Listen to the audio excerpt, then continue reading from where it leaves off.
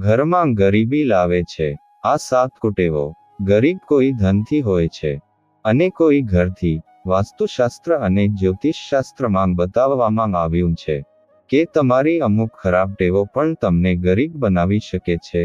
જો કે ભૌતિક જીવનમાં જે પૈસાનો યોગ્ય ઉપયોગ કરે છે તે અમીર રહે છે. આજે અમે તમને વાસ્તુ અને જ્યોતિષના આધારે કેટલીક બાબતો જણાવી રહ્યા છીએ જેને ધ્યાનમાં રાખવી જોઈએ. જો તમને આવી આદત હોય તો તેને બદલી નાખો. આવો જાણીએ ગરીબી બનાવનાર આદતો વિશે. 1. સવારે મોડે સુધી જાગવું. જે લોકો ઘણીવાર આધુનિક દિનચર્યાનું પાલન કરે છે, રાત્રે મોડે સુધી જાગે છે અને સવારે મોડે સુધી સૂવે છે, આવી આદતને શાસ્ત્રોમાં ખોટી માનવામાં આવે છે અને આમ કરવાથી ચંદ્ર ગ્રહ અશુભ પરિણામ આપે છે. તેનાથી માનસિક તણાવ અને સ્વાસ્થ્ય સંબંધિત સમસ્યાઓ થઈ શકે છે. વહેલા જાગવાથી સવારે વ્યક્તિના મનમાં નવા બદલાવ અને ઉન્નતિના વિચારો આવે છે, જે આગળ વધવામાં મદદ કરે છે. ગરુડ પુરાણ મુજબ જે લોકો મોડા ઊંઘે છે તેઓ તમામ પ્રયત્નો કરવા છતાં તેમના જીવનમાં પૈસાની તંગીનો સામનો કરે છે.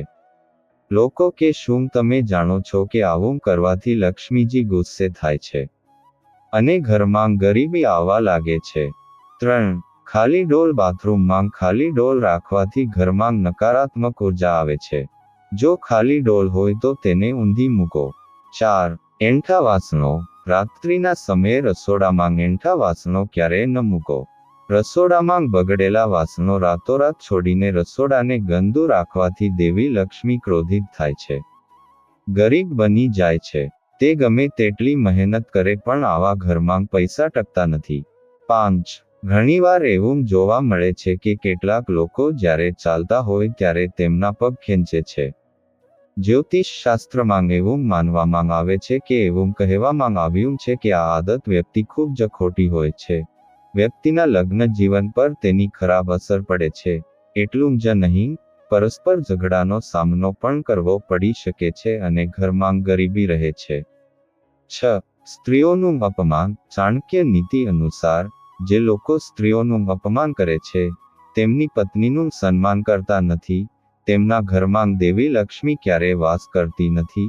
તેથી જો તમારે પૈસા જોઈએ છે, તો સ્ત્રીઓનું સન્માન કરતા શીખો.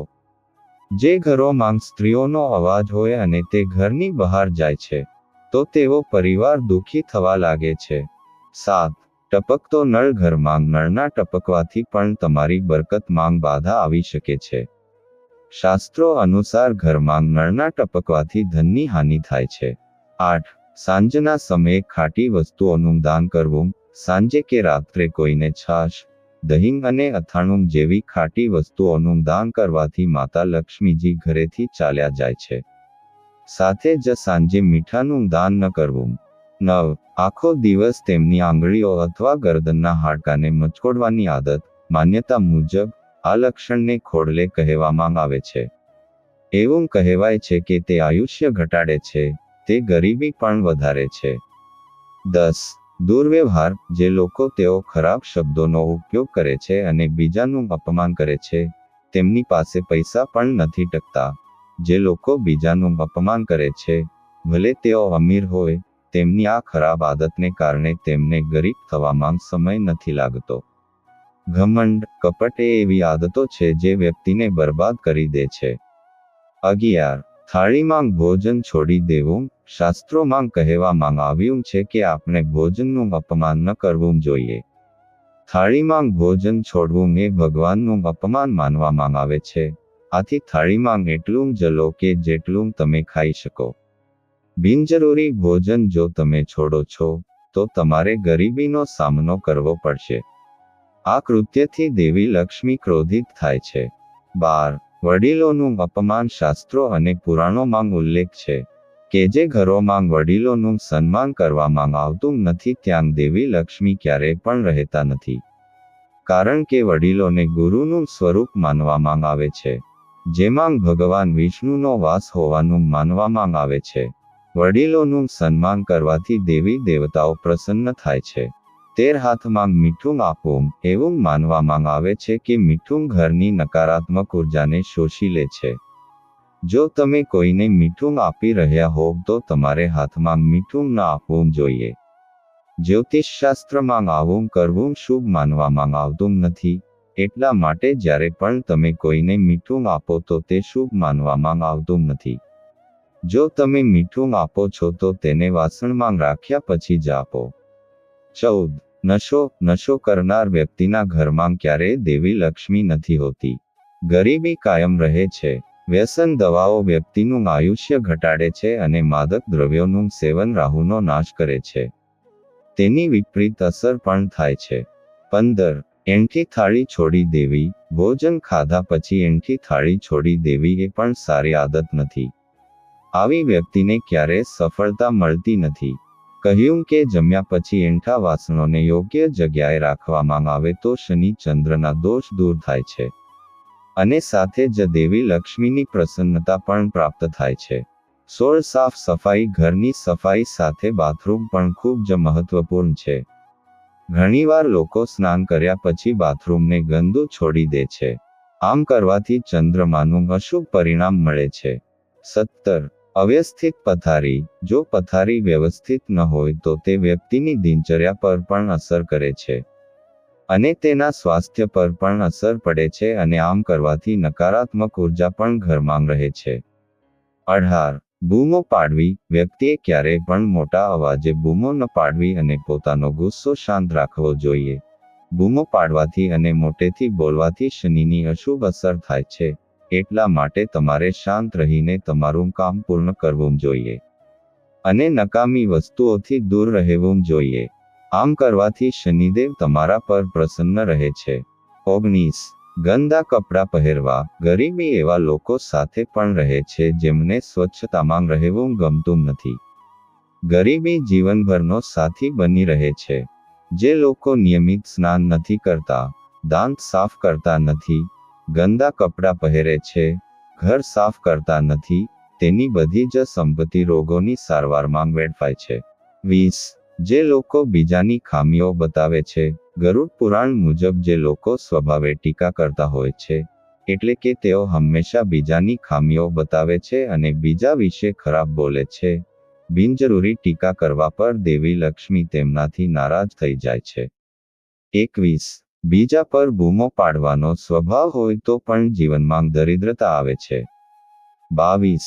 જરૂરિયાત કરતાં વધુ ખાવું. આચાર્ય ચાણક્યના મત મુજબ જે વ્યક્તિ જરૂરિયાત કરતાં વધુ ખાય છે તે ક્યારેય અમીર બની શકતો નથી અને આવા લોકોના ઘરમાં ગરીબી રહે છે. આ ઉપરાંત જે વ્યક્તિ વધુ ખાય છે તેનું સ્વાસ્થ્ય પણ ખરાબ રહે છે. 23. જે લોકો સખત મહેનત કરવાનું ટાળે છે. જો કોઈ વ્યક્તિ સખત મહેનત કરવાનું ટાળે છે અને સોંપાયેલ કાર્ય યોગ્ય રીતે ન કરે તો દેવી લક્ષ્મી તેનાથી ગુસ્સે થઈ જાય છે. ગરુડ પુરાણમાં લોકોને આ સ્વભાવથી બચવાની સલાહ આપવામાં આવી છે. તે જ ગરુડ પુરાણમાં જે વ્યક્તિ વધારે ખાય છે તેને પણ ગરીબીનું કારણ માનવામાં આવ્યું છે, કારણ કે તેના જીવનમાં આળસ વધે છે. 24. નખને મોંથી ચાવો. નખ ચાવો એ આત્મવિશ્વાસની તૂટવાની નિશાની છે અને તે ખરાબ આદત પણ અનેક રોગોનું કારણ બની જાય છે. જ્યોતિષના દૃષ્ટિકોણથી જોવામાં આવે તો નખ કરડવાની આદતને આ રીતે વર્ણવવામાં આવી છે. ખરાબ આદત અને આદત જે વિનાશને આમંત્રણ આપે છે. આ આદતને કારણે જન્મકુંડળીના ગ્રહો ખરાબ અસર આપવા લાગે છે, તેથી આવી આદતોથી હંમેશા બચવું જોઈએ. 24. વ્યક્તિએ હંમેશા મીઠા શબ્દો બોલવા જોઈએ. કડવા શબ્દો બોલનાર વ્યક્તિને કોઈને પસંદ નથી. આવી વ્યક્તિ દરેકને વાતચીતમાં બીજાને નુકસાન પહોંચાડે છે. આવા વ્યક્તિના કોઈ મિત્રો હોઈ શકતા નથી અને તેના દુશ્મનોની સંખ્યા દિનભર વધતી હોય છે. 26. બિના આરોગ્યપ્રદ આહાર લેવો. જે લોકો બિના આરોગ્યપ્રદ ખોરાક ખાય છે તે હંમેશા તંદુરસ્ત રહે છે. જો તમારે અમીર બનવું હોય અને ગરીબીમાંથી મુક્તિ મેળવવી હોય તો તમારી ખાણીપીણીની આદતો બદલો અને તમારી જીવનશૈલીમાં તંદુરસ્ત ખોરાક, કસરત, યોગ વગેરેનો સમાવેશ કરો. સંગઠિત રીતે પોતાના કામમાં વારંવાર ઉતાર ચઢાવનો સામનો કરવો પડે છે. ખાસ કરીને ઘરના મુખ્ય દરવાજાની સામે ચપ્પલ ક્યારેય ન રાખવા જોઈએ. આપણે તેને પહેરવાનું પણ ટાળવું જોઈએ. ફાટેલા ચંપલ પહેરવાથી પણ ઘરમાં ગરીબી પણ આવે છે. 28 ખરાબ લોકો સાથે મિત્રતા. જો તમે ખરાબ લોકો સાથે મિત્રતા નિભાવતા હોવ અને જો તમારે તેની ઉઠો બેસો તો છો, તો ચાણક્ય નીતિ અનુસાર આવા લોકો ક્યારેય સફળ થતા નથી અને હંમેશા ગરીબ જ રહે છે. ગરીબીનો સામનો કરવો. 29 પગ હલાવવાની. જ્યોતિષશાસ્ત્રમાં બેસતી વખતે પગ હલાવવાની આદતને ખૂબ જ અશુભ માનવામાં આવે છે. આવી સ્થિતિ વ્યક્તિની માનસિક નબળાઈની નિશાની છે અને કુંડળીમાં ચંદ્ર નબળો થવાથી તે વ્યક્તિને શિકાર બનાવે છે, તણાવ દૂર કરે છે અને ઘરમાં ગરીબી લાવે છે. 30 પશુ પક્ષીઓ પ્રાણીઓને ખોરાક આપતા નથી. પ્રાણીઓ, પક્ષીઓ અને અવાજ વગરના પ્રાણીઓને ખોરાક ખવડાવવાથી વ્યક્તિને ઘણું પુણ્ય મળે છે, જેના કારણે કુંડળીના અશુભ ગ્રહો પણ શુભ થવા લાગે છે. ખાસ કરીને બુધ ગ્રહ બળવાન બને છે અને તે કારકિર્દીમાં આવતા અવરોધો દૂર કરે છે. 31 લોભની લાગણી હોવી. વડીલોએ હંમેશા લોભ સામે સલાહ આપી છે. તેને અનિષ્ટનું નામ આપવામાં આવ્યું છે, તેથી જ લોકોએ તેનાથી દૂર રહેવું જોઈએ. તે બને તેટલું દુષ્ટ. લોભ સુખી કુટુંબ અને જીવનનો પણ નાશ કરે છે. લોભી વ્યક્તિ ખોટો માર્ગ અપનાવવા લાગે છે. આવા લોકો ક્યારેય સુખી જીવન જીવતા નથી. 32 તિજોરી પાસે સાવરણી. તિજોરી પાસે સાવરણી ન રાખવી અથવા અલમારી જેમાં પૈસા અને ઘરેણાં રાખવામાં આવે છે. ઘરમાં લોકર એવી રીતે રાખો કે તે ઘરની ઉત્તર દિશામાં ખુલે. લોકરમાં કુબેરની તસવીર રાખવાથી ઘરમાં સૌભાગ્ય આવે છે, સમૃદ્ધિ આવે છે. ઘણી વખત લોકો અલમારીમાં ચાવી ટીંગાતી છોડી દે છે. આવું ન કરવું જોઈએ. આવું કરવાથી ધનની હાનિ થાય છે. જો તમે ઘરની સીડીઓ નીચે તિજોરી રાખી હોય કે અલમારી જેમાં પૈસા રાખવામાં આવ્યા હોય તો તેને કાઢી નાખો. તે અશુભ માનવામાં આવે છે. 34 ઘરમાં તૂટેલા વાસણો. તૂટેલા વાસણોમાં અન્ન ન ખાવું જોઈએ. જમતી વખતે એક પંક્તિમાં બેસીને બધાની સાથે એક જમવું જોઈએ. નહીં તો ઘરમાં ગરીબી રહે છે. 35 ભોજનનો અનાદર. કાચો કે પાકો. જે ખોરાકનો અનાદર કરે છે, તે દરિદ્રતાને પોતાની પાસે આમંત્રિત કરે છે. જે ઘરમાં મૃતદેહ એક દિવસ કરતાં વધુ સમય માટે રહે છે, જ્યાં અન્ય રાક્ષસો પણ દરિદ્રતાની સાથે રહેવા લાગે છે. 36 જેમના ઘરેના દ્વારેથી ગાય, ભેંસ, પ્રાણીઓ જેમ કે ઘોડો, કૂતરો વગેરે ભૂખ્યા અને તરસ્યા પાછા ફરે છે, તેના ઘરમાં ગરીબી રહે છે.